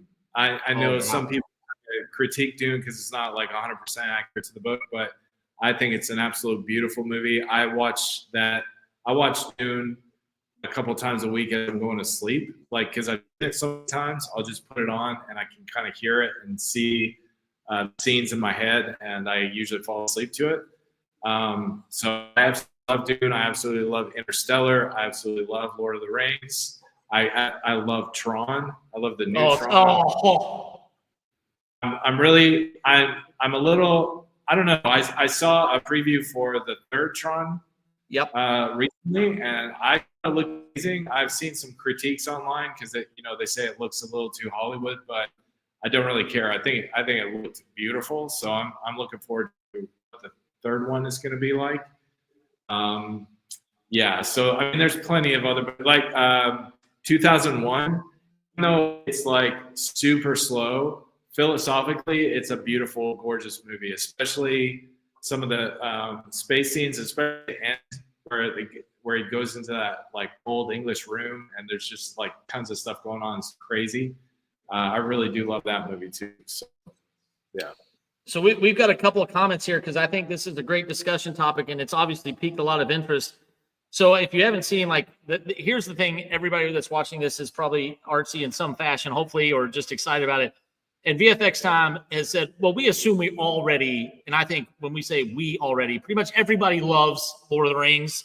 So yes, as a general consensus, that's probably in everybody's top 5, top 10. But VFX Time also says that there's just so much content, it's hard to narrow it down to one. And I agree with that. There's a lot of wonderful content that's being created. Fluted88 says, yeah, Blade Runner as well. Believe it or not, I was a huge fan of Tron. I was a massive fan of Tron when the first one came out because the advancements of 3D digital art, right? In movies and the advancements of technology and the ability to tell unique stories with that. But the second Tron Legacy, blew me away. I mean, the director, and I can't think of his name, is an architect, and the design, the execution, the style choices, the color palettes, it was just brilliantly executed. And I just think it's undervalued to the extent. And honestly, if you guys don't know this, you may or may not know this about me. I named my second daughter Quora. I named her Quora, not 2 R's. The character in the movie is Quorra. And I named my daughter Quora because I looked at my wife and said, our next daughter is going to look just like this actress, which I can't think of her name at the moment. Somebody help me out. Wilde, isn't it her last name? Elizabeth Wilde? Olivia Wilde. But Olivia Wilde has this really dark hair in the movie, and she's kind of very pale. And when our daughter was born, she was born with this incredible hair of dark hair and a mohawk, which I used to wear a mohawk back then, and very pale skin. And I said, that's it. I told you she's going to look like this, and this is what she looks like. Because our first daughter was blonde hair, blue eyes, and this pretty princess. I said, the next one's going to be dark and broody and kind of powerful. And she did. So my second daughter is named after Tron Legacy, not specifically after Tron Legacy, but it was a name that I absolutely loved and thought was brilliant. And so I love the Tron movie. And I'm not the biggest fan of Jared Leto. I think he is so recognizable that a lot of times you see him as Jared Leto. You don't see him as the character. And I used to teach video and film, and I'm not going to go into this, Chad, but maybe someday I will. The importance of an actor is not to be so known that you only see that actor. And I think there's a few actors that are in that ground, like Will Smith, you always see Will Smith. Tom Cruise, you always kind of see Tom Cruise. Now, they have performances where you forget who they are, but the goal is to forget who that person is and fall into the character, right? That's why Forrest Gump was so good. You don't see it as Tom Hanks. You see Forrest Gump. You don't see him as that actor anymore. You get lost in the character.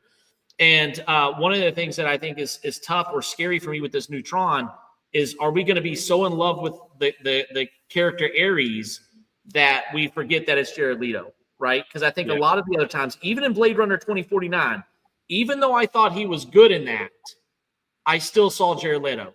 You know what I mean? And I think that was the challenge. That was one of the distractions from that, is he's so prolific that you forget that he's not the important factor, that the character is the important factor. We've got a couple of other comments here. I'm going to read these off. Tron is amazing. Blade Runner 2. Thank you, Fluid 88. I agree with you. But we've got Matt Griffin. He says heavy metal. Well, good old school animated one. Heavy metal was brilliant. I got to see that as a kid, and I probably shouldn't have, but I thought it was absolutely brilliant. Really great combination of music, animation, and storytelling. All that kind of good stuff. Or as VFX says about the character here, The Rock, or Dwayne Johnson playing The Rock. It's funny, VFX time, again, I used to teach video and film. He started out his career known as The Rock, right? If you look at some of his early films, he went by his tag name because that's how he was known, but he didn't want to always be known as playing that character. So he changed his performance name, his acting name, to his original name, which is Dwayne Johnson. And the funny thing is he's so prolific as a persona that you can't see him as anything other than The Rock. So all the characters that have come after, he's a great actor. He's doing wonderful things. I'm not knocking him by any means, but he's just so prominent in the mind of the consumer that you see that individual more than you see the characters. And he does a really good job of molding the two, I think. But yes, to your point, The Rock is playing The Rock, right? You know, they're playing these personas. And that's the hard thing. So I'm really hoping the Tron Ares turns out really well, because I agree with you, Chad. Sorry to pontificate so much.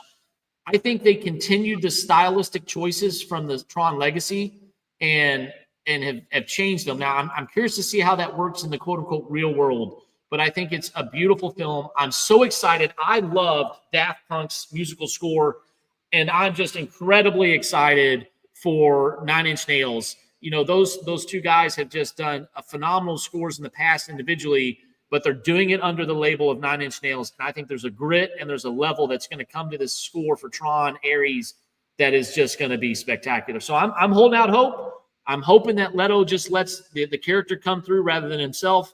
And I'm hoping that the visualization is spectacular. And I'm going to finish off with VFX Time's last statement. Yes, we all love Lord of the Rings. Yeah. One other one I would add, and it's probably a little controversial because I've heard other fans of the Aliens franchise kind of critique this movie, but Prometheus I really love. Oh, yeah. But why did you love it? Well, first of all, it was the first movie that I saw where I felt like the environment was truly alien. When they descended onto the planet, it looked like an alien planet, and the feeling being there, it just like the movie for me, visually, the cinematography, the design of it was absolutely gorgeous. And philosophically, the idea of the aliens being our creator and them trying to get back to the aliens and seeing kind of the origin story, I thought was awesome. There was a lot that I liked about it. I felt like that film was a lot more philosophical than the other Alien films, although the follow-up to it, Resurrection, was a little bit.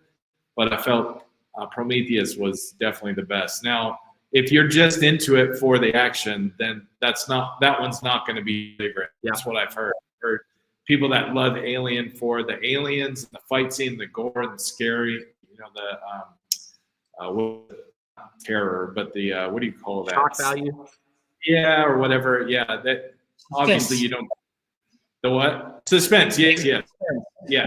That's what I was looking for. But that's definitely, that film is not their favorite. But that's not my preference. So like I saw the newest Alien, Romulus, and I liked it, but it wasn't my favorite because it was like classic Alien. So if you like those first Alien movies, then you probably like Romulus. But that one wasn't my favorite. So I love actually the statement here that VFX Time said, man, VFX, thank you for being with us tonight, man. You have just given us gold all evening. We're so appreciative. Thank you. Because Chad, I loved Prometheus as well for the same reasons you did. It's funny how we're both storytellers, or we fashion ourselves as storytellers, I suppose. But I loved it because of the concepts behind it, right? Like I thought the opening sequence was just brilliant, you know. And here's what VFX Time says. I got it up on the screen for everybody. I watched Prometheus without knowing it was an alien movie. And when I realized it was, I was blown away. And I agree. Yeah. I thought it was like this brilliant puzzle piece that made the alien movies, as good as they were, it made them so much more robust. It added a level of intellectual theory that I thought was just really cool. I mean, I just really thought it was really cool. And it took it to a whole nother level for me. And I was really kind of sad when they went in a different direction. Yeah. I mean, don't get cool. The, Don't get me wrong, the Aliens versus Predator stuff is pretty cool too. Like, I mean, the action, the fights between them, you know, the trophies, all that stuff, that's pretty cool too. But the story behind Prometheus was great. yeah, for sure. Yeah, and my only other comment on Tron is I already loved Daft Punk before Tron came on, and so I love their music. So the fact that they did the score for that movie was amazing. And I agree with you. Having Nine Inch Nails do the next one, like the potential of it being so like dark and heavy, and just their music has that kind of Daft Punk feel, but even heavier. I think if this next Tron movie is a bit darker, I think that'd be a perfect soundtrack or whatever, perfect music to do the music for. I mean, I honestly thought, and because you're hitting the nail on the head for me, Chad. I honestly thought to myself, how are you going to trump Daft Punk? Because they, in essence, are Tron, right? Like this bio-digital jazz, man, right? To quote Tron Legacy, you know, that's my favorite, you know, is when he says Cora, you know, when he says, you know, she's bio-digital jazz. And I was like, that's my daughter. But I think that's the great thing is like, you know, that is Daft Punk, right? They present themselves as this bio-digital being, and their electronic music. I thought it was just the perfect combination. Well, if you don't have Daft Punk coming back, who do you use? And the only thing that made me go, okay, was Nine Inch Nails. You know what I mean? Like, I mean, okay, I can sit with that. I can be excited for that. Yeah. I will tell you, I really hope, since we're talking this, I really love the idea that Quora was bio-digital jazz, if I haven't said it enough to you guys already, but that then she came into the physical world, and the character says, you know, she's the answer to many problems. She's the answer to a lot of our practical living world problems. And I'm hoping, I hope Disney does it. And man, please bring back the two main characters from Legacy at the end of Ares and be like, she's our only hope, right? You know, like, she's the only way. Please bring her back.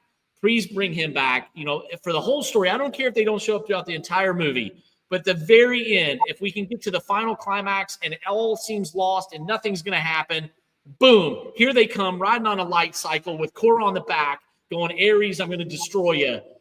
Then I'll watch a second, third, fourth. You got me hooked for the rest of the time.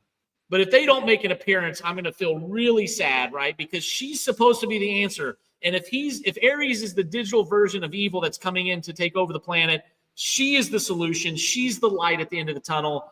It's red for Darth Vader and blue from Cora for the Jedi. It's good versus evil, red versus blue, the Jedi Knights versus the Sith, and they've got to bring Cora back to defeat Ares. And man, that would make so many Tron fans happy, because as time goes on, it's been like 12 years or something. As time goes on, Tron is becoming a lifeline for a lot of people in the digital movie realm, and it is spectacular. I love it. It's absolutely amazing, and I would be so disappointed if they don't do it. I don't think that they're going to. Hopefully, they've kept it really tight-lipped, and it's going to happen. But Chad, I don't think it's going to, and I'm going to be really sad that it doesn't. Yeah, I don't think so. I think they're probably going to go in a completely different direction. I'm holding out hope.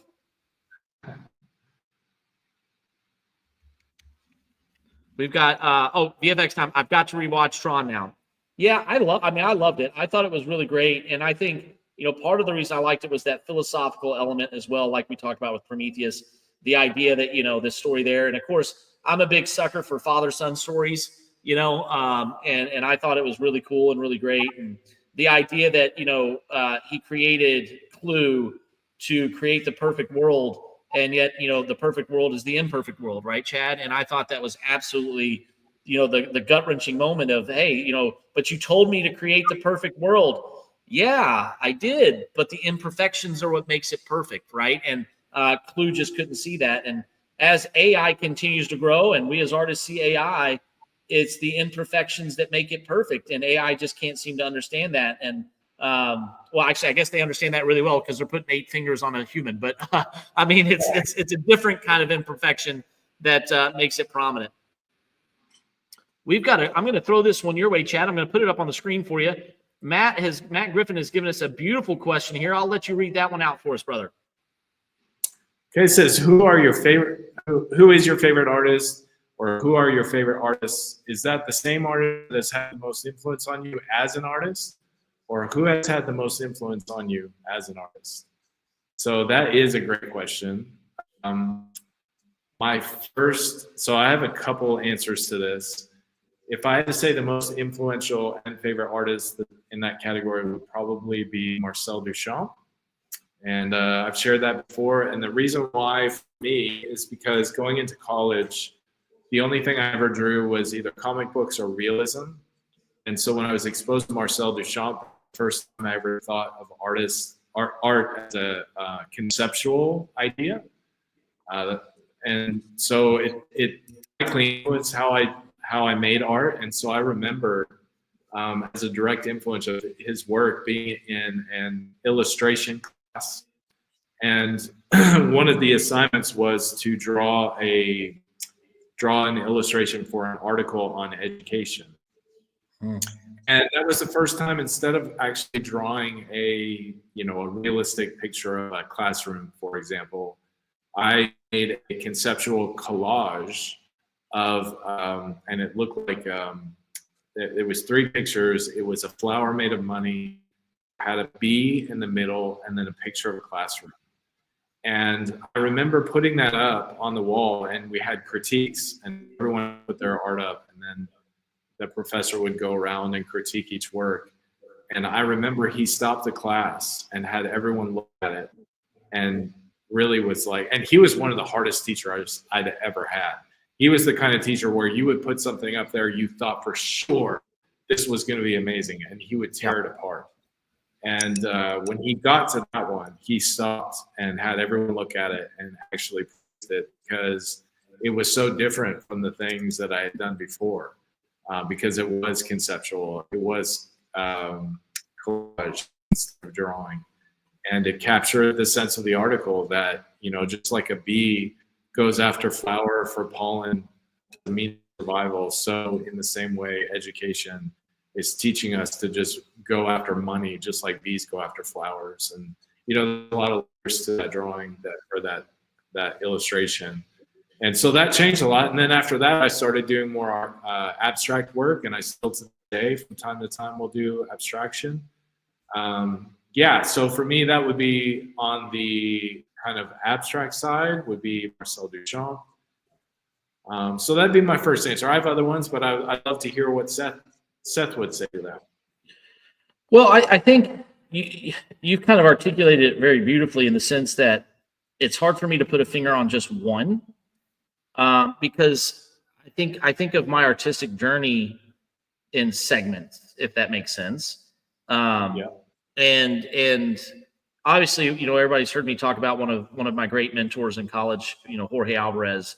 Or, I've had brilliant teachers. Really, honestly, I've had brilliant teachers ever since I was growing up. So there's a passion for me to be a teacher, Chad. And this is going to be a long-winded answer, and I'm going to try to do it as best I can, Matt. I think my teachers were my greatest influence, and that's accumulation of all of them. That goes everybody from my elementary school teacher, who I can't remember her name, who said, to my mother, look at what your son is drawing. He needs to be drawing. All the way to my middle school teacher, oh my gosh, Doug DeWeese. Doug, if you ever watch this, thank you, sir. Doug DeWeese was brilliant. My high school art teacher, Cecilia Ridge, who believed in me and said, you can do this for a living. You can go to art school.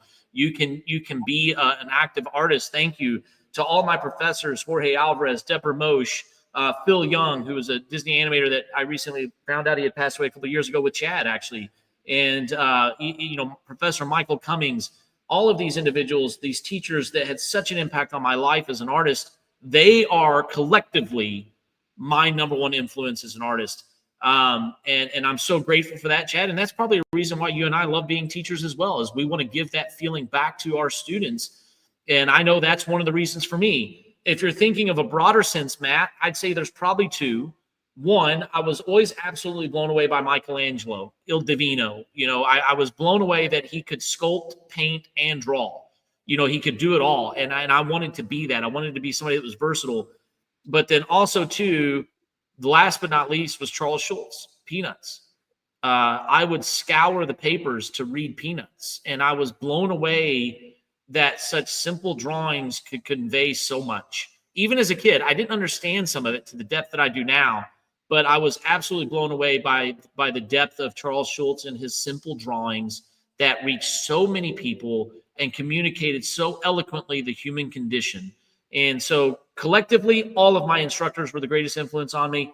But Michelangelo as a traditional classical artist, and then, of course, Charles Schulz with Peanuts from the modern era. Yeah, I mean, if I were to add to some of that, I mean, on the comic book side, the old image artists like Jim Lee, for me, was amazing. He still is, but for me, he was hugely impactful when I first started drawing comic books. Mark Silvestri, people like that, David Finch. Now I really love Jeremy, or I don't know how you say his first name. I think it's Jeremy Opeña. I think he's one of the most underrated, but probably one of the best comic book artists that has ever lived, in my opinion. Just his ability to draw comic books in a realistic but stylized way, and his understanding of composition and storytelling is the best I've ever seen. Better than Jim Lee, I would argue. And so that on the comic book side, those would be definitely the ones. As far as on the fine art side, like I said, Marcel Duchamp. But I really recently, in the last several years, have fallen in love with Van Gogh, which I know is like such a stereotypical thing to say. But I read over this last summer or whatever, I read his letters. And I just had I just could identify with him so much. Just his struggles, inner thoughts and his battles, and then just to see how much he was devoted to his craft, how much time he spent every day out painting and drawing, his friends and family out, and then just to see there's a bit of, I don't want to say pity, but I just felt sad for him because he suffered under some great mental anguish and probably schizophrenia or some kind of disease that today is probably treatable. And and to see the affection that his brother had for him, just incredible. And so I love reading his story. And I do love reading. Like right now, I'm slowly, very, very slowly reading the journals of Eugene Delacroix. Ooh. Very nice pronunciation. Wow, look at you go. Thank you.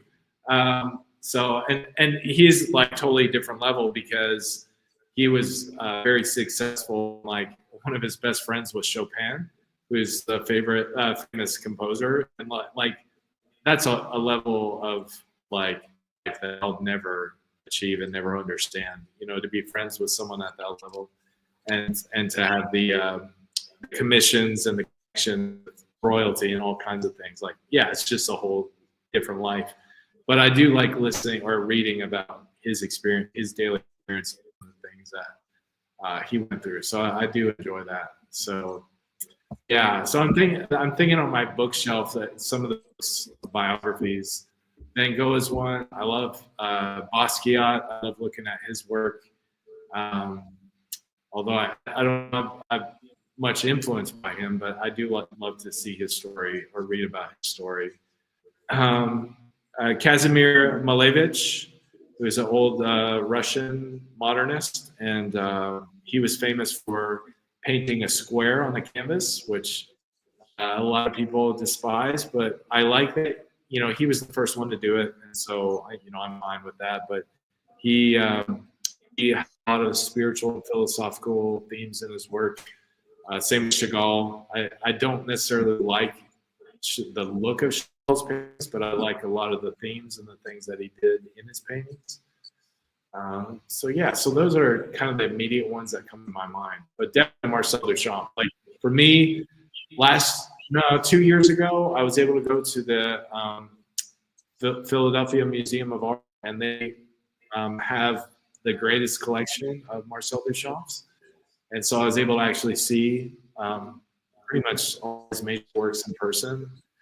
That was a pretty special experience. Imagine. You know somebody who was really influential on me, especially when I was in my very strong illustrative era, was the Art Nouveau amazing artist of oh, why am I blanking on it now? That's embarrassing. Oh, yes, thank you. Yes, Muka, thank you. I was just blown away, but I was blown away by the idea that, you know, he was a revered artist, but he wasn't revered as like fine art for a while. You know what I mean? Like it was the end of his career when people really started to appreciate. I mean, he was a very successful commercial artist, right? You know, designing posters and designing other things. But I think his style that he achieved is still affecting artists to this day, right? And I think it's something that even many artists are replicating to this day, and it stood the test of time. It's over 100 now. Yeah, you could say, well, that's Seth, that's Da Vinci, that's all these other artists, but really stylistically, Muka had a massive impact on how the way that the French curve is used, and you know, elements of graphic design in painting. You know what I mean, Chad? Like, you know, two-dimensional elements with rendered figures, and I just thought he was a huge influence as well for me. And then I don't know if you've ever seen well, I know you know them, but David Mack as a comic artist for me was just absolutely brilliant. So different than what everybody else was doing. I have a story that will make you insanely jealous. Is that Don't tell me. I got to spend a day with David Mack. No. Oh my gosh, no.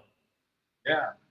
And you've never told me this till now. Ladies and gentlemen, this is the first time we've been doing the Visual Arts Academy here for about 6 or 7 months. We've known each other now for over a year. And this is the first time this live. This is the first time he's let me know that he spent a day with the great creative genius, David Mack. Yeah, Chad the Humble back at it again. Exactly, VFX time. That's what I'm saying. Chad the Humble Wizard coming it back in and just throwing it out there randomly. Thank you, VFX time, for being on my side once again. We have just become best friends. Chad's out of the picture, and I'm so grateful that you're on my side. Once again, thank you, VFX time. Well, see, here's the thing. I was not aware that David Mack was such a big influence on your life, but here's what happened. So I had just But here's what happened. I didn't know he was such a big influence, but let me tell you about this glorious day that I got to have. Yeah. So I published I just published the first Silence Volume 1.